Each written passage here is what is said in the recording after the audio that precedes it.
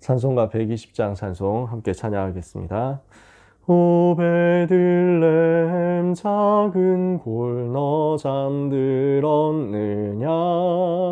별들만 높이 빛나고 잠잠히 있으니 저 놀라운 빛 지금 캄캄한 이 밤에 온 하늘 두루 비춘 줄 너 어찌 모르나. 온 세상 모든 사람들 잠자는 동안에 평화의 왕이 세상에 탄생하셨도다. 저 새벽 별이 홀로 그 일을 아는 듯 밤새껏 귀한 그 일을 말없이 지켰네.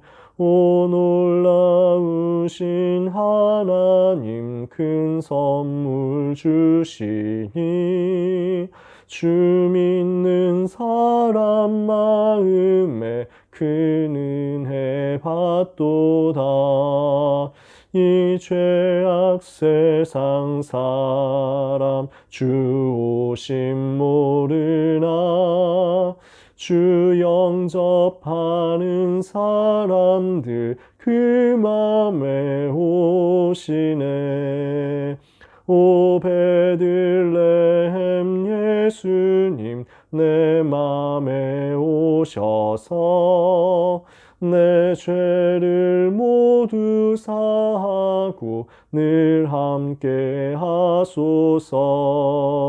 저 천사들의 소식 나 기뻐 들으니 오 임마누엘 예수님 내 맘에 오소서. 아멘. 성탄 찬송 중에 제가 제일 좋아하는 찬송 중에 하나입니다. 117장 참 좋아하고요. 120장 좋아하고 122장 좋아하는데 원색복음이거든요. 117장과 122장에서 창세기 3장 15절이 선포된다면 120장에서는 요한복음 1장 12절이 선포되죠. 예수님이 그리스도로서 우리에게 오셨는데 그분을 영접해서 우리 마음속에 모실 수 있는 시간이 크리스마스잖아요. 그 복된 성탄의 계절에 우리를 통해서 생명 살아나는 역사가 일어나도록 기도하면서 한 주간 인도받기를 원합니다. 같이 기도하고 사명자들 합방 시작하겠습니다. 하나님께 감사드립니다. 하나님의 은혜를 받는 시간, 하나님의 능력을 체험하는 시간, 하나님의 역사가 우리 현장에 확인되는 시간이 되기를 원하오니 이번 한 주간 우리의 삶을 말씀 성취의 흐름 속으로 인도하여 주옵소서. 최고로 응답받을 말씀을 이미 다 주셨습니다. 이 말씀 붙잡고 우리의 미션 찾고 도전하기를 원합니다. 성령 하나님, 이 자리에 충만하여 주옵시며 예수 그리스도 권세 있는 이름으로 흑암 세력이 완전히 결박되어 떠나가게 해 주옵소서. 예수 그리스도 이름으로 기도합니다. 아멘. 하나님의 말씀 하박국 3장 16절에서 19절입니다. 구약 성경 하박국 3장 16절에서 19절이에요. 그래서 성경 찾을 때는 나합습 이렇게 되어 있는 그 합입니다. 합. 하박국의 약자는 합 이렇게 찾으시면 돼요. 하박국 3장 16절에서 19절까지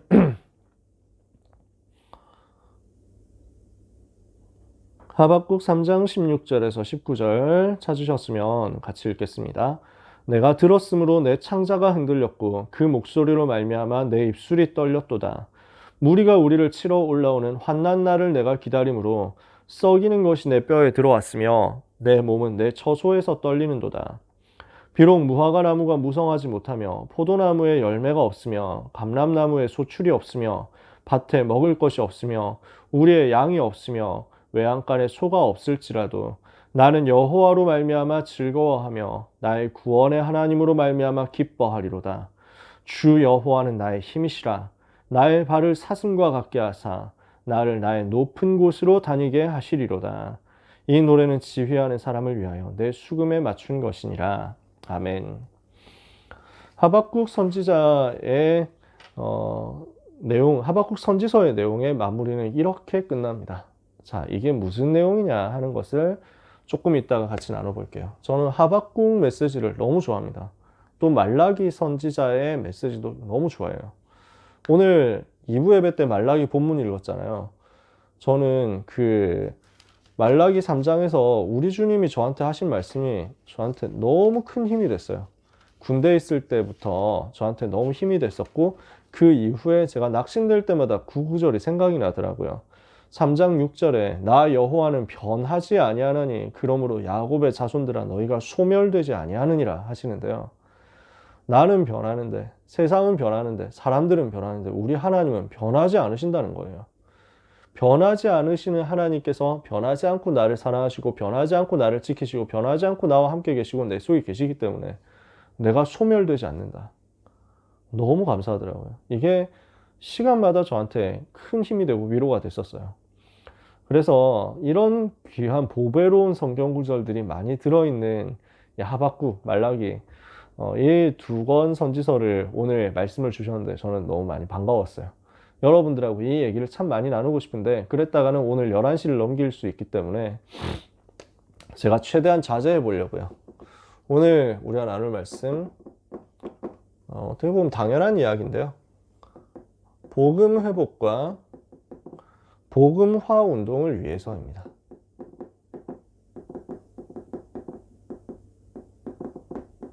우리의 인생이 무엇을 위해서 드려져야 되겠냐?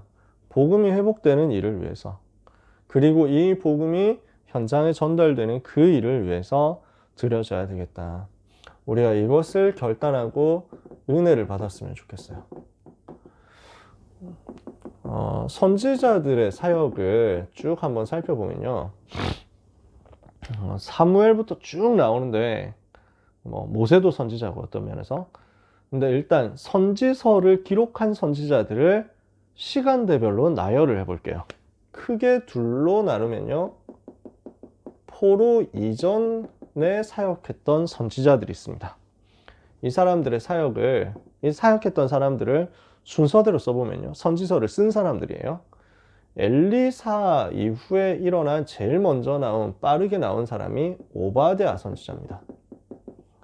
이분은 에돔의 심판에 대해서 말씀했습니다.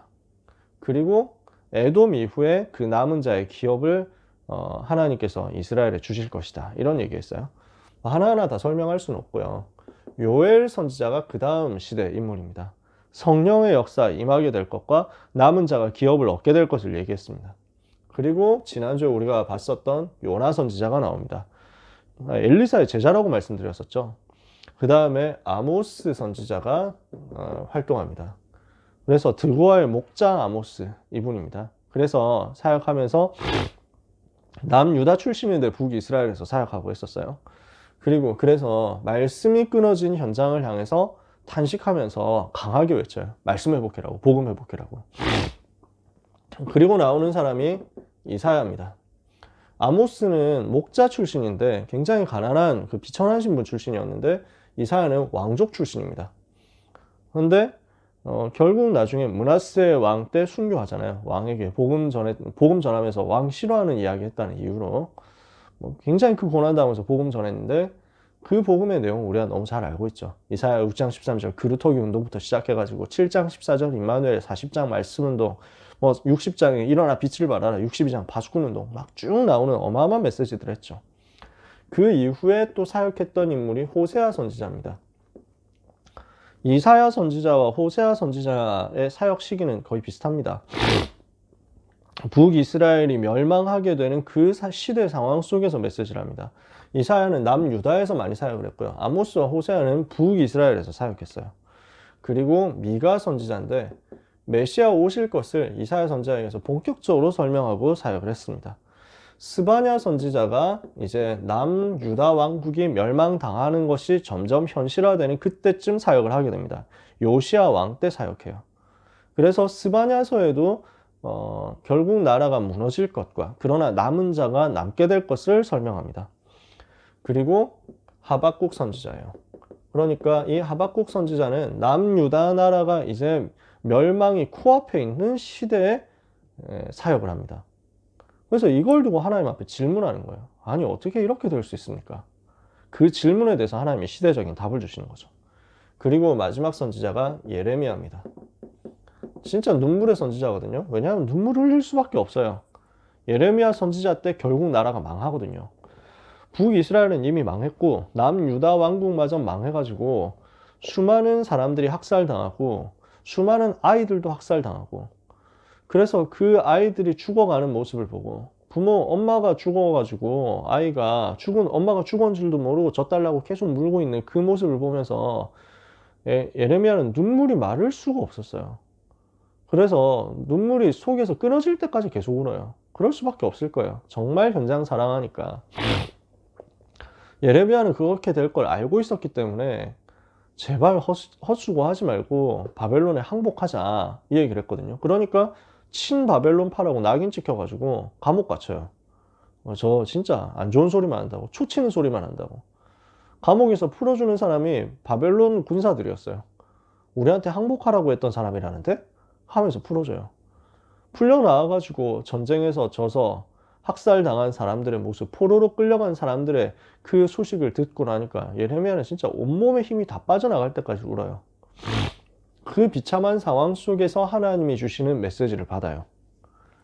이 포로 이전 시대 사람들이 붙잡았었던 메시지, 전달했던 메시지가 뭐냐면 포로 될 수밖에 없는 이유였어요. 우리는 포로가 될 수밖에 없구나. 나라가 망할 수밖에 없구나. 이거였어요. 왜 포로 될 수밖에 없냐? 왜 나라가 망할 수밖에 없냐? 하나님이 복음 주셨는데 그 복음을 거부했단 말이에요. 복음을 전해야 되는데 복음 대신 종교에 빠지잖아요. 복음 말고 종교. 그러니까 우상 일어나는 걸 못 막잖아요. 재앙 올 수밖에 없죠. 전도 선교해야 되는데 237로 가야 되는데 이 사람들은 선민사상 빠져가지고 애국주의가 쓸데없이 가가지고 남의 나라는 다 틀렸다, 우리나라만 맞다 이러고 있는 거예요.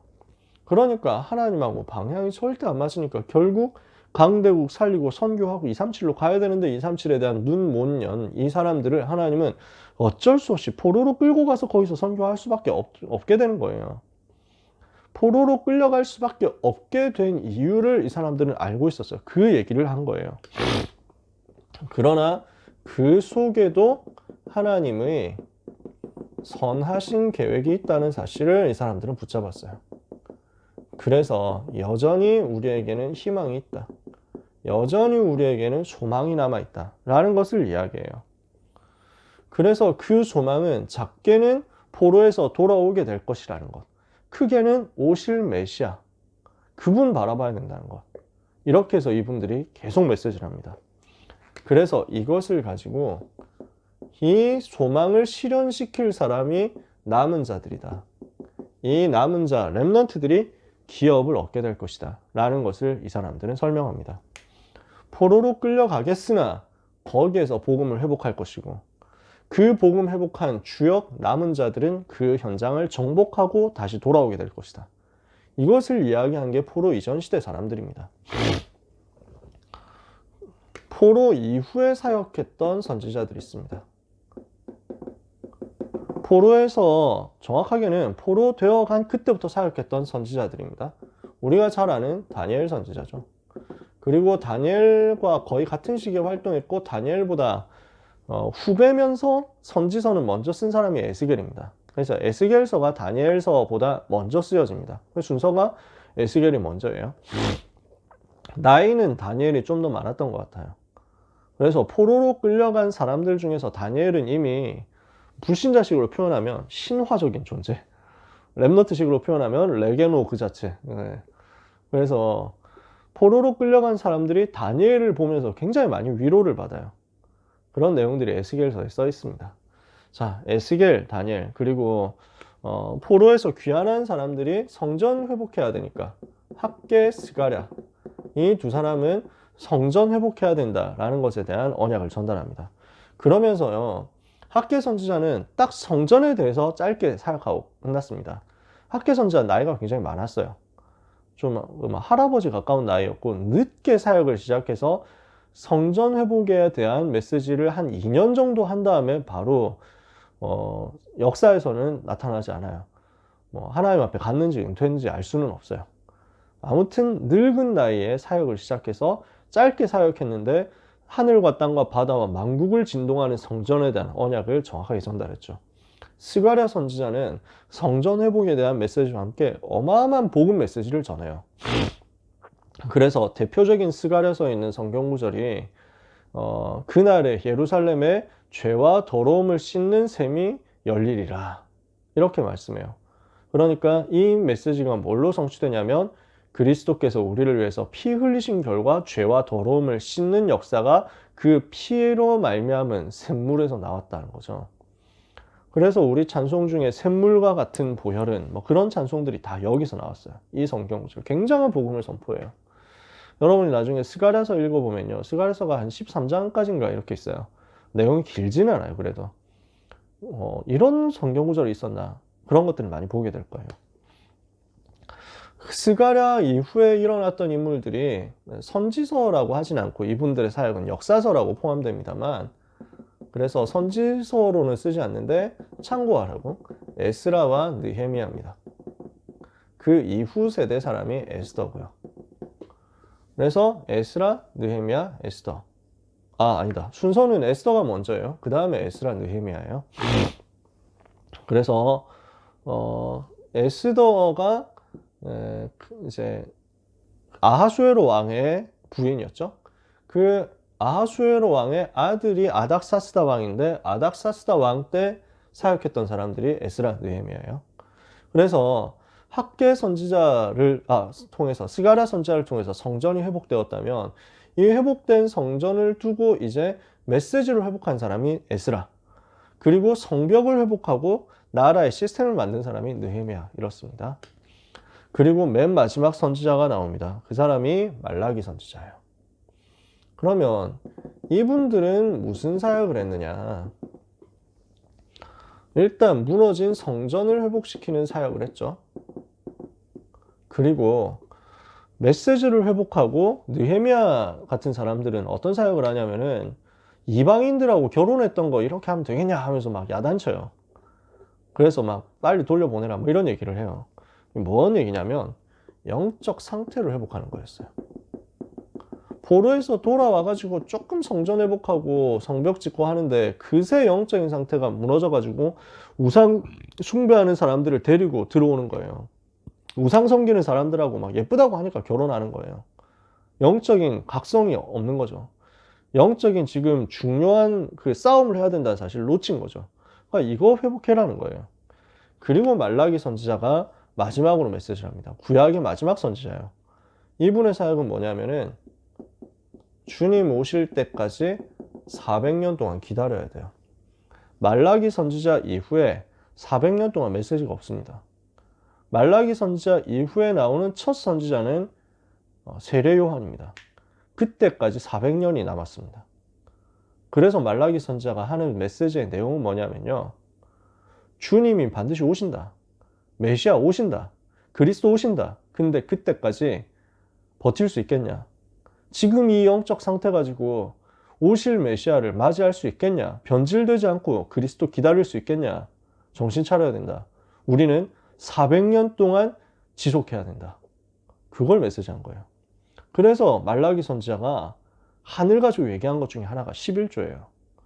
너희 지금 11조 이런 거 벌써 대충 하고 생각하고 아무 생각 없이 하고 이 11조의 귀중한 사실을 모르고 그냥 종교적으로 하는 거구나 이렇게 생각하고 세금 내는 거구나 이렇게 생각하고 하면은 그런 영적 상태 가지고 어떻게 400년 너네 버틸 거냐? 주님 오실 때까지 메시지가 선포되지 않는 이 어려운 시대를 400년 가야 되는데 그 400년 어떻게 버틸 거냐? 그때까지 영적인 상태 회복하도록 생을 걸고 영적인 기본 놓치지 마라. 시스템 놓치지 마라. 그래서 그 중에 있는 게 11조예요. 굉장한 얘기를 하는 거거든요. 그러면은 이 선지자들의 사역을 우리가 길게 봤는데요. 이분들의 사역은 무엇을 본 것이냐면, 많은 사람들은 현상을 봐요. 수많은 고난, 수많은 비극, 수많은 환난 속에서 많은 사람들은 현상을 봐요. 그냥 드러난 그걸 본단 말이에요. 드러난 모습을 본단 말이에요. 이 사람들은 현상을 본 게 아니라 그 속에 있는 하나님의 의도를 봐요. 메시지를 붙잡은 거예요. 그러니까 여기에서 뭐가 나오냐면 영원한 응답이 나오는 거예요. 오늘 모든 렘넌트들은 기억해야 됩니다. 우리에게 일어나는 모든 일들을 두고 눈에 드러난 것만, 눈에 보이는 것만, 그냥 육신적으로 드러난 것만 보면은 우리는 하나님의 진짜 축복을 놓치게 됩니다. 메시지를 찾아야 돼요. 하나님이 나에게 무엇을 말씀하시는가? 하나님이 이 시대에 무엇을 말씀하시는가? 이걸 보세요. 여러분은 영원한 응답을 받는 여정 속으로 가게 될 거예요. 이걸 선지자들이 얘기해요. 자, 하박국 선지자의 사역을 간단하게 이야기를 하면서 일부 예배 메시지를 정리해 볼게요. 의인은 믿음으로 말미암아, 오직 의인은 믿음으로 살리라 그랬죠. 이게 일부 예배 메시지였어요. 하박국 선지자, 하박국서의 내용은 3장까지니까 굉장히 짧아요. 질문과 대답이에요. 하박국 선지자가 첫 번째 질문합니다. 그 퀘스천 1이라고 합시다. 왜 악인이 잘 되고 의인이 안 됩니까? 아니, 의인들이 너무너무 고생하고 있고 악인들이 저렇게 성공하고 활개치는데 왜 하나님 가만히 계십니까? 이렇게 얘기해요. 그러니까 하나님이 대답하십니다. Answer 1이라고 해봅시다. 그게 1장이에요. 하나님이 뭐라고 하시냐면, 나 모르는 게 아니야. 나 다 알고 있어. 반드시 심판할 거야. 내가 갈대아 사람 준비했다. 바벨론이 와가지고 다 쓸어버릴 거니까 걱정하지 마라. 그러거든요. 그러니까 하박국 선지자가 당황되는 거예요. 아니, 악인 심판하는 건데 왜 바벨론이 들어오는 겁니까? 그거 완전 불신자 이방 우상 섬기는 나라인데 하나님의 백성 이스라엘을 바벨론한테 넘기신다고요? 아니, 어떻게 그럴 수 있습니까? 그게 그러니까 퀘스천, 세컨드 퀘스천이에요. 여기에 대해서 하나님께 질문하니까 하나님이 이제 대답하시려고 하는 거죠. 그게 이 Q1, A1, Q2까지가 하박국 1장이에요. 그리고 A2가 하박국 2장이에요. 하박국 2장 1절부터 말씀 나오죠. 내가 파수하는 망대에 올라가서 하나님께서 뭐라고 대답하실지 들을 것이다. 하고 이제 귀를 기울이는 거예요. 파수대에 올라가서 하나님께서 내게 무엇을 말씀하실지 보리라 하는데 하나님이 답을 주세요. 뭐라고 답을 하시냐면 너는 이 말을 돌에 새겨라. 달려가면서도 볼 수 있도록 만들어라. 자, 무슨 말입니까? 말씀 운동하라는 거예요. 지금부터 복음 말한다. 딱 저장해놓고 모든 사람에게 다 듣게 해라. 이 얘기를 하십니다. 그러면서 보라, 그 마음은 성실하지 못하며 하면서 쭉 얘기를 하시는 내용이에요. 자, 이걸 제가 그냥 본문을 읽을게요. 2장 2절에 2장 1절에 내가 내 파수하는 곳에 서며 성루에 서리라. 그가 내게 무엇이라 말씀하실는지 기다리고 바라보며 나의 질문에 대하여 어떻게 대답하실는지 보리라 하였더니 2절에 여호와께서 내게 대답하여 이르시되 너는 이 묵시를 기록하여 판에 명백히 새기되 달려가면서도 읽을 수 있게 하라. 이 묵시는 정한 때가 있나니 그 종말이 속히 이르겠고 결코 거짓되지 아니하리라. 비록 더딜지라도 기다리라. 지체되지 않고 반드시 응하리라. 반드시 응답 온다. 기다려라. 말씀 운동해라. 이렇게 얘기합니다. 그러면서 4절에 답 주시죠. 보라, 그의 마음은 교만하며 그 속에서 정직하지 못하나 의인은 그의 믿음으로 말미암아 살리라. 지금 하박국의 생각을 확 깨는 게 나와요. 뭐냐면 하박국의 첫 질문이 뭐였어요? 아니, 왜 의인이 잘 안 되고 악인이 잘 되죠? 그러면은 여기서 하박국 선지자 얘기하는 거는 착한 사람이 잘 안 되고 나쁜 사람이 잘 나가고 이런 그 현상이란 말이에요. 어떻게 보면 단순한 사회정의거든요. 근데 하나님은 생각 확 깨는 거예요. 뭐가 의인인데? 너 그냥 착하게 사는 게 의인인 줄 알았어? 그 착하게 사는 걸로 창세기 3장 이길 수 있을 거라고 생각해? 의인은 믿음으로 사는 거야. 의인은 복음으로 사는 거야. 이걸 알려줘요, 하나님이. 그러니까 하박국의 생각 확 깨버려요. 뭐가 의인이냐? 지금 이 땅에 의인 있냐? 지금 현장에 의인 있냐? 복음 끊어져가지고 의인 없는 거 아니냐? 이 복음을 회복해서 의인을 회복시켜라. 의인은 믿음으로 말미암아 사는 거니까 말씀 운동 펼쳐서 복음 회복해가지고 믿음 회복하면 그때 의인이 일어나는 거다. 이 진짜 의인 세워라. 이거 말씀하시는 거예요. 쭉 얘기합니다. 그러면서 5절 이후부터 이렇게 해가지고 바벨론에 대해서 바벨론이 나중에 유다 나라 멸망시키고 강대국으로 군림해서 전 세계를 지배하겠지만 그것들도 무너지게 될 것을 말씀해요. 8절에요. 네가 여러 나라를 노략하였으므로 그 모든 민족의 남은 자가 너를 노략하리니 이는 네가 사람의 피를 흘렸으며 또 땅과 성과 그 안의 모든 주민들의 강포를 행하였습니다. 이것을 가지고 하나님이 심판하겠다는 거예요. 10절에 네가 많은 민족을 멸한 것이 너의 집에 욕을 부르고 내 영혼에게 죄를 범하게 하는 것이 되었도다.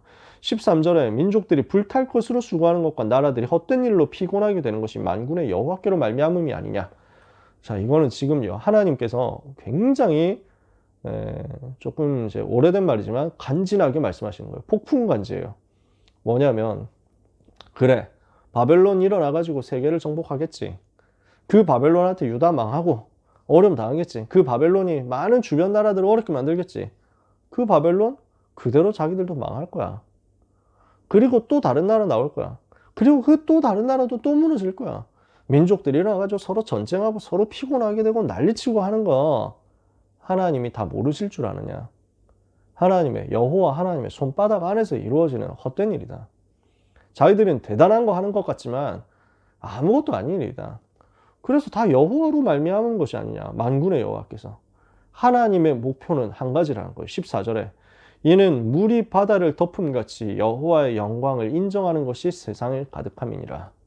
자, 4절에서 오직 의인은 믿음으로 말미암아 살리라 했죠. 그리고 지금 14절에 물이 바다를 덮음같이 무슨 말입니까? 전 세계 여호와 이름 증거되어야 한다. 그래야 끝이 오는 것이다. 그래서 이거 마태복음 24장에서 우리 주님이 하신 그 말씀하고 비슷한 흐름인 거예요. 전쟁이 일어나고 기근이 일어나고 지진이 일어나고 막 민족이 민족을 대적하고 나라가 나라를 대적해서 일어나고 처처에 막 여러 가지 사건이 일어나고 거짓 선지자들이 일어나고 다 해봐야 그게 끝이 아니다. 이 복음이 모든 민족에 증거되게 온 세상에 전파되는 그게 끝이다. 그것을 두고 나는 지금도 일하고 있다. 하나님이 이걸 하박국에 알려주시는 거예요. 그래서 지금 그 우상 숭배하는 사람들이 결국 멸망하게 될 것을 쭉 이야기하면서 20절 마무리합니다. 하나님이 문을 닫는 이야기를 하십니다. 오직 여호와는 그 성전에 계시니 온 땅은 그 앞에서 잠잠할지니라. 그러니까 하나님의 그 복음과 복음화에 대한 계획 앞에서 만물은 아무 말 할 수 없습니다. 어떤 사람도 어떤 만국도 할 말 없이 그 하나님 앞에 복종하고 엎드려야 됩니다. 오직 여호와는 성전에 계시고 천하 만국은 그 앞에서 잠잠하게 기다려야 돼요. 그 하나님의 일하시는 것, 그 하나님의 심판하시는 것, 그 하나님께서 상급 주시는 것.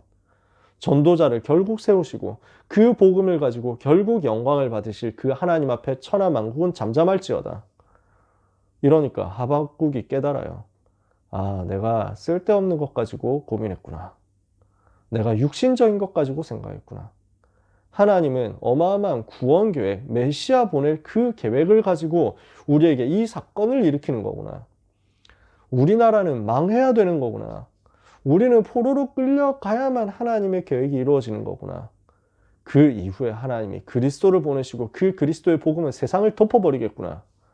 그렇다면 지금 우리에게 주어진 시간표, 멸망 시간표는 당연한 것이다.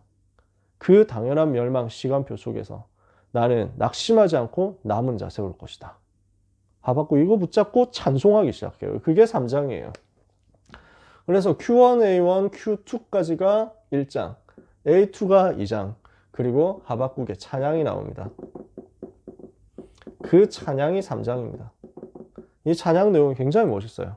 시간이 벌써 40분이 됐습니다. 다 얘기할 수는 없고 3장 2절에 유명한 구절 나오죠. 여호와여 내가 주께 대한 소문을 듣고 놀랐나이다. 여호와여 주는 주의 일을 이 수년 내에 부흥하게 하옵소서. 이 수년 내에 나타내시옵소서. 진노 중에라도 긍휼을 잊지 마옵소서. 굉장히 유명한 구절이에요. 이게 뭘 하는 거냐? 그러면 이거 잘못 보면은 이게 교회 부흥되게 주옵소서 이런 거 같죠? 그 얘기가 아니에요. 주의 일이 부흥되게 하옵소서. 무슨 일이에요? 나라 망해서 포로로 끌려가는 그 일이. 그 포로되어 간 그 자리에서 남은 자 일어나서 복음 회복하게 되는 그 일이 수년 내에 나타나게 하옵소서. 그러면 여호와의 진노가 일단 드러나야 되잖아요. 그 진노 중에서라도 긍휼을 잊지 말아 주옵소서. 그 기도하는 거예요. 그래서 쭉 이야기하시는 내용이에요. 그래서 16절부터 오늘 19절까지 오늘 우리가 읽었잖아요. 뭘 얘기합니까? 내가 지금 창자가 흔들리고 내 입술이 떨리고. 왜 떨리죠? 왜 흔들리죠? 멸망당할 게 눈앞에 있으니까요. 좀 있으면 멸망당할 거예요. 하박국 선지자 뒤에 예레미야고 예레미야 뒤에 바로 멸망이니까. 무리가 우리를 치러 올라오는 그 환난 날을 내가 기다리고 있기 때문에 썩이는 것이 뼈에 들어갔고 몸은 처조해서 떨리죠. 근데 소망이 있어요. 무화과 나무에 열매 없고 포도나무에 열매 없고 감람나무에도 열매 없고 밭에 먹을 것 없고 우리의 양 없고 외양간에 소 없고 다 빼앗기고 다 휩쓸려 나가고 그 중에 10분의 1이 남아있을지라도 그것까지도 삼키운 바 된다고 하더라도 나는 상관없다. 하나님이 그 이후에 하실 일을 나는 이제 알기 때문에 나는 여호와로 말미암아 즐거워하고 내 구원의 하나님으로 말미암아 기뻐할 것이다. 주 여호와가 나의 힘이시다. 내 발을 사슴과 같게 하셔서 나를 나의 높은 곳으로 다니게 하실 것이다. 굉장한 메시지죠, 여러분. 하박국이 이런 기도를 한 거예요. 자, 그러면은 이 부분을 두고 오늘 메시지 일부를 정리를 해보겠습니다. 영적인 눈을 열라고 말씀하셨죠. 지금 왜 유다 나라 어려움 당합니까? 237에 대해서 비대면으로 대면화해서 살려내야 되는데 이게 안 되는 거예요, 지금. 선민사상 빠져가지고 선교가 안 되고 237이 안 되는 상태인 거예요. 그러니까 재앙 올 수밖에 없는 거예요. 그 영적인 눈을 뜨고 보니까 사단이 강대국을 잡고 있죠. 그 강대국이 주의 백성들을 괴롭히고 있죠. 이게 말이 안 되는 얘기잖아요. 237이 안 된 결과. 그러나 이 속에서 하나님은 지금 말씀하신다니까요. 파수하는 곳에 서서 우리가 말씀을 기다리는데 정확한 언약을 붙잡도록 기다리는 거죠. 그러니까 하나님께서 하박국에 말씀 주세요. 너는 이거 일어나는 악한 자의 성공에 대해서, 바벨론의 성공에 대해서 속지 마라. 잠시일 뿐이다. 지나가는 것이다. 그 악한 자도 망한다. 그 바벨론도 망한다. 영원한 것을 붙잡아라. 영원한 말씀을 돌에 새겨라. 그게 뭡니까? 복음이잖아요. 그래서 하나님은 틀린 것 벗어나서 정확한 복음 붙잡아라고 하는 거예요. 잠시 일어난 그것을 보고 사람들은 그게 맞는 건 줄 알고 그게 틀린 건데, 잠시인 건데 그게 맞는 줄 알고 다 달려가면서 그거 보고 시험 든다니까요. 틀린 것 말고 정확한 것, 영원한 것 봐라. 두 번째입니다. 흑암에서 벗어나서 빛의 복음을 붙잡으라는 거예요. 오직 의인은 믿음으로 말미암아 살리라 그랬잖아요. 복음으로 말미암아 살리라 그 말이에요. 오직 복음이어야만 산다는 거예요. 이 복음의 말씀을 달려가면서도 볼 수 있도록 돌에 새겨서 모든 사람이 깨닫도록 전도운동하라는 거예요. 이 말씀이 과거에서 벗어나서 미래로 가는 말씀이 되었습니다. 사람들은 다 과거 것 붙잡고 있거든요. 근데 하박국이 깨닫잖아요. 그리고 미래를 향한 소망의 여운을 두잖아요. 그 여운이 어디로 연결됩니까? 바울에게 연결되죠. 로마서 1장으로. 그 말씀이 누구에게 연결됩니까? 루터에게로. 그 루터가 붙잡은 메시지가요. 오직 의인은 믿음으로 말미암아 살리라 함과 같으니라. 그 메시지가 칼빈에게 이어져요. 그 메시지가 나중에 웨슬레에게 이어져요. 웨슬레가 아무리 해도 구원의 확신이 없고 아무리 해도 답이 안 나는데 뭘 보고 답을 얻었냐? 루터가 쓴 로마서 강해 읽다가 거기에 로마서 1장 17절 오직 의인은 믿음으로 말미암아 살리라. 여기서 확 깨져버린 거예요. 그래서 전도운동 또 일어나는 거예요. 계속 연결돼서 옵니다. 미래로. 우리는 무엇을 해야 됩니까? 237을 비대면으로 대면화하도록 만들어라. 이것이 우리에게 주어진 메시지잖아요. 그래서 24 기도를 가지고 우리의 업이 플랫폼이 되고 파수하는 망대가 되고 안테나가 되도록 만들어라. 이것을 우리에게 말씀으로 주신 것입니다. 오직 의인은 믿음으로 살리라. 복음과 복음화 운동을 위한 영원한 말씀을 회복하라는 거예요. 오늘 이거 붙잡는 겁니다. 1부 예배에서. 2부 예배 말라기 선지자 말씀하셨습니다. 건축 헌금의 기준이라고 했습니다. 11조에 대해서 말씀하셨는데 말라기 선지자 이야기가 뭐였어요? 앞에 얘기했잖아요. 400년 동안 지속해야 돼요. 400년 동안 말씀이 선포되지 않는 그 암흑시대를 버티고 그 상태를 뚫고 거기서도 변질되지 않고 살아남으려면 생을 건 영적인 시스템 만들어야 되는데, 그게 레위지파 24 하는 팀들, 그게 성전, 복음을 선포하는, 그게 세 가지 뜰, 이걸 위하는 11조다. 그러면은 이게 그냥 헌금한다 만다 그 얘기가 아닌 거잖아요. 돈 많이 내 이 얘기가 아니란 말이에요. 주님 오실 때까지 지속하라는 거예요. 이게 핵심이에요. 그래서 지금 말라기 선지자 요 얘기하는 겁니다. 우리가 영적인 축복을 찾아야 되겠죠. 어떤 축복입니까? 성삼위 하나님의 축복. 9가지 세팅, 3시대. 여기에 대한 393 이렇게 말씀 주시잖아요. 이것을 두고 우리가 138로 언약을 붙잡으면 돼요. 그리스도 하나님 나라 성령 충만을 언약 붙잡는데, 하나님은 이걸 가지고 집중하는 우리에게 24의 응답, 25의 응답, 영원의 응답을 주실 것이다. 하나하나 다 설명해야 되는데, 네, 제가 지금 11시 전에는 끝내야 된다. 이것 때문에 마음이 조급합니다. 꼭 말씀 다시 묵상하셔야죠. 또 다 들으셨으니까요. 다 아실 거예요. 그래서 이 영적인 축복을 가지고 우리는 무엇을 해야 되냐면, 성전을 회복하고 이것을 통해서 우상 신전을 무너뜨리고 이것을 가지고 237을 회복하는 거예요. 237 치유 서밋을 회복하는 거예요. 그러니까 이를 위해서 우리가 11조를 한다? 그러면 여기에는 하나님이 빛의 경제, 성전 경제, 237 치유 서밋을 위한 그 경제를 허락하시는 것입니다. 올바른 11조, 이유 있는 11조니까요. 그래서 우리는 이 의미를 담고 지속할, 주님 오실 때까지 우리는 지속하는 거예요. 말라기 선지자 입장에서는 400년 지속하면 돼요. 우리는 언제까지 지속해야 되냐? 말라기 선지자 입장에서는 우리 주님 오실 때까지, 예수님이 이 땅에 초림하실 그때까지 버티는 거예요. 이게 지금 말라기의 미션이었어요. 지금 우리는 이걸 뭘로 붙잡습니까? 주님이 재림하실 때까지 전도운동이 지속되게 하는 거예요. 저는 이게 지금 저의 완전 한입니다. 제가 욕을 먹어도 계속 이 일을 하고 계속 이런 메시지를 하고, 또 막 사람들한테는 뭐 너무 정치적인 거 아니냐 뭐 이런 얘기까지 들으면서도 막 세계관 이야기를 하는 이유가 뭐냐면요. 주님 오실 때까지 이 운동 변질되면 안 되거든요. 변질시키려고 하는 사단의 전략이 3단체를 통해서 뻔히 보이는데, 사람들은 자기의 동기가 있으니까 이게 잘 안 받아들여지는 거예요. 그냥 자기가 지지하는 정치적인 색깔이 있으니까 여기에 가로막혀가지고, 아니 그래도 이거는 좀 얘기를 하지 말지 이렇게 나온다니까요. 저는 뭐 누굴 지지하고 누굴 싫어하고 이런 것도 없습니다. 그럴 이유도 없고요. 뭐 우리가 정치인 팬합니까? 뭐 우리가 세상 뭐 정당 따라갑니까? 그런 거 없어요. 복음을 지킬 수 있느냐 없느냐에 대한 생명건 싸움이에요. 저는 우리 랩런트들을 사단의 속임수에서 반드시 보호한다. 내 목숨을 걸고. 저는 이게 제 마음가짐이거든요. 여기에 대한 한이에요. 말라기 선지자는 그 한을 가지고 얘기한 거예요. 그걸 위해서 주님 오실 때까지 이 복음운동 지속되게 하기 위해서 우리에게 뭐가 필요하냐? 빛의 경제 필요하다고요. 그래서 이걸 가지고 세계 정복하도록, 예배를 가지고 예배 완전 성공했는데 지식을 정복하고, 또 헌금을 완전 회복했는데 경제 정복하고, 기도했는데 문화 정복하고, 이렇게 하잖아요. 우리의 최고의 선교는 뭐냐? 그래서 성막, 성전 세 가지 뜰 회복하는 겁니다. 이거 가지고 237 치유 서밋 해야죠. 그래서 우리 랩런트, 우리 후대들은요 10의 구조를 드릴 수 있는 만큼 응답받아야 됩니다. 이게 미래 기준이죠. 그래서 어디까지 가야 되냐? 70지역 장악하는 제자가 되도록.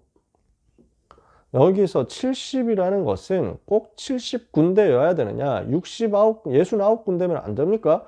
뭐 75군데는 안 되나요? 뭐 이 얘기가 아니라는 건 여러분 다 아시겠죠? 이스라엘이 숫자를 쓸 때는 상징적인 의미가 있습니다. 12이라고 하면은 이스라엘 전체를 말하는 겁니다. 12지파 바로 반사적으로 나와요. 그러니까 예수님이 12명 제자 사도를 세우신 거예요. 70이라고 해도 똑같아요. 이스라엘 전 지역을 70으로 또 나눠요. 70인 장로들을 세운 게 모세 때 제일 먼저 있었어요. 그 이전에는 야곱이 이스라엘 그 가나안 땅에서 애굽으로 요셉의 초청을 받고 들어갈 때 야곱의 식솔들이 70여 명이었어요. 정확하게 70명은 아니고 70여 명이었어요. 그러다 보니까 이스라엘 사람들에게 마음이 딱 잡힌 거예요. 70명이라고 하면 70이라고 하면 이스라엘 전체, 12 또는 70이 이스라엘 전체예요. 전 지역을 다 커버하는 게 70이라는 말이에요. 거기다가 곱하기도 되게 좋거든요. 이스라엘 숫자 개념에서 7은 하나님을 상징하는 숫자예요. 완전수예요. 거기다가 열이라는 것도 완벽하게 이루었다, 성취했다는 거예요. 그러니까 7 곱하기 10이면 완전 성취했다 그거거든요. 그래서 포로에서 돌아오는데도 70년이 걸리죠. 그 다음에 나중에 뭐 고난에 대해서도 막 72래 뭐 이런 얘기도 나오죠. 그게 상징수예요. 딱 글자 그대로의 숫자가 아니라, 물론 70년 만에 포로에서 돌아온 건 완전 성취됩니다만, 그러니까 70이라고 하는 게 그런 의미가 있기 때문에 나중에 이스라엘 사람들이 신구약 중간 시대에 프톨레마이오스 왕조에서, 이집트 프톨레마이오스 왕조에서 성경 좀 헬라어로 번역해달라 이렇게 요청을 해요. 구약 성경 헬라어 번역해달라 하니까 이스라엘에서 학자 70명을 파견합니다. 그래서 70인역이라고 하는 성경이 있습니다. 그 70인역 성경이 예수님 당시에는 이미 예수님 당시, 그리고 초대교회 당시에는 로마 전체 많이 퍼져 있습니다. 70인역 성경이. 그래서 유대인 아닌 사람들도 나름대로 성경에 대해서 관심 있는 사람은 70인역을 통해서 메시지 받을 수 있는 정도로 세팅이 된 거예요. 아무튼 70이라는 숫자는 전체를 말하는 겁니다. 그러면 여러분이 무엇을 봐야 되는지 이해가 되시나요? 70군데에서 제자 일으킨다라고 하는 말은 전 지역 살릴 수 있는 제자운동, 이것을 마음의 목표로 담자는 얘기입니다. 자, 이것을 두고 미리 누린 브리스가 부부입니다. 학원복음화 오늘 메시지죠. 사건 속에 하나님의 계획이 있습니다. 일 속에 하나님의 계획이 있습니다. 만남 속에 하나님의 계획이 있습니다. 이게 언제 누려져요? 오직 그리스도 될 때 누려집니다. 그렇죠? 이게 된 사람들이 만나진 거예요. 이 답을 가진 참 성공자를 통해서 하나님은 세계 선교를 이루시는 거죠. 그러니까 완전 복음이 누려진 사람들이었잖아요. 이미 복음이 누려지고 있는 사람들이 사건 속에서 추방당했죠. 이 사람들, 브리스가 부부는 로마에서 폭동이 일어나서 추방당했죠. 바울은 아덴에서 실패해서 내려왔죠. 그 사건 속에서 만난 거예요. 시대적인 만남이었잖아요. 같이 살면서 일했어요. 그래서 장막을 만들었잖아요. 이게 전도가 된 거예요. 이게 고린도 살리는 전도운동이 된 거예요. 이 사람들이, 이 브리스길라 아굴라가 자기에게 주어진 일을 최고로 성공시켰는데 이 성공이 전부 선교를 위해서, 세계 선교를 위해서 활용이 되죠. 이 얘기를 제가 더 많이 좀 실감나게 설명을 하고 싶었는데 욕심이 너무 과해가지고 지도만 막 빡세게 그리고 결국 시간 가는데 쫓겨가지고 다 말을 못하고, 그래서 오늘 허둥지둥했거든요. 저는 개인적으로는 너무 이분들의 활동에 대해서 얘기해주고 싶은 게 많았는데 다 못했어요. 얼마나 선교를 위해서 한 시대 쓰임받았는가 말이죠. 그래서 우리는 우리의 모든 삶, 우리의 모든 것, 우리의 모든 작품이 선교로 연결되도록 만들어야 되겠습니다.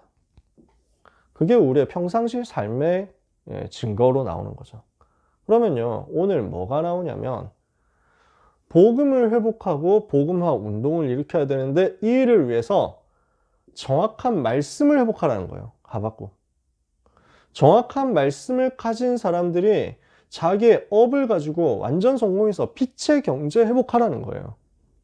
그러면 이거 가지고 주님 오실 때까지 지속할 수 있는 복음운동, 복음화 운동 할 수 있으니까요. 그림 그려주세요. 오늘 메시지예요. 주의 말씀을, 영원한 말씀 붙잡고, 그리고 자기 현장에서 9가지 세팅 비롯한 영적인 축복을 누림으로 내 업을 여기로 연결시켰더니 빛의 경제가 나오죠. 그러면 이걸 가지고 우리는 뭘 합니까? 복음 회복하고 복음화 운동을 하는데 이게 어디로 이어져요? 주님 오실 때까지 지속할 전도 운동으로 이어진단 말이에요. 이걸 대표적으로 누렸던 사람이 브리스가 부부였어요. 메시지 가지고 있죠. 경제 가지고 있죠. 그러니까 하나님이 이 사람들을 통해서 주님이 원하시는 세계 선교로 딱 사용하신 거예요. 결론입니다. 우리가 세계복음화 하기 위해서 정리를 좀 해야 되겠습니다. 우리의 세계복음화 전략 나와 있습니다. 237 치유 서밋이죠. 이것을 위해서 비대면으로 237을 대면화하라 라고 말씀하셨어요. 이게 우리의 전략이에요. 237 치유 서밋을 위해서 비대면으로도 사람들을 다 끌어들일 수 있는 대면한 전략을 만들어라. 이 부분을 우리가 어떻게 갖출 수 있습니까? 메시지가 준비되어 있고 지속할 시스템을, 플랫폼을 갖춰놨으면 이게 맞아지게 돼 있단 말이에요. 그래서 지금 당장 우리 랩런트들이 할 수 있는 건 메시지 정리하는 거예요. 반드시 이 부분이 돼야 돼요. 이 전략을 실현시키기 위해서 우리는 말씀 정리가 되어야 됩니다. 그리고 업에 대한 정리가 되어야 됩니다. 이것을 여러분들이 연말에 꼭 해보셨으면 좋겠어요. 나의 달란트를 통해서 하나님이 어떻게 역사하실 것인가, 이거 정리해 보시고요. 나는 하나님의 말씀을 어떻게 누릴 것인가, 이거 정리해 보세요. 그래서 여러분의 평생은 이것 정리하는 걸 가지고 평생이 어떻게 쓰임받아야 되느냐. 가는 선교, 두 번째 보내는 선교, 그리고 불러들이는 선교. 가는 겁니다. go or, 그 다음에 보내는 거예요. or send. 가든지 보내든지 해라. 우리 다락방 여기 하나 더 있잖아요. 237이 모여오도록 만들어라. gather, 모아라. go, send, or gather. 이 세 가지를 할 수 있도록 말씀 정리하고 피체 경제 회복하자. 이거 할 수 있도록 이번 주간에 정리해보자. 기말고사 거의 끝났을 거예요. 그쵸? 이제 뭐 크리스마스 전주인데 아직까지 시험 치고 있는 학교가 없지는 않겠지만 대체로 많이 끝나갈 거예요. 연말 우리는 성탄 캠프와 그 이후에 원단 기도회로 이어지는 최고 축복된 스케줄을 앞두고 있습니다. 이 축복된 스케줄 속에서 2021년 정리하고 2022년을 향해서 하나님이 주실 응답을 정리할 수 있도록 평생의 응답을 두고 이 부분이 정리되는 한 주간, 그래서 주님 오실 때까지 지속할 이 운동을 위하여 언약을 붙잡는 주간 되기를 예수님의 이름으로 축복합니다.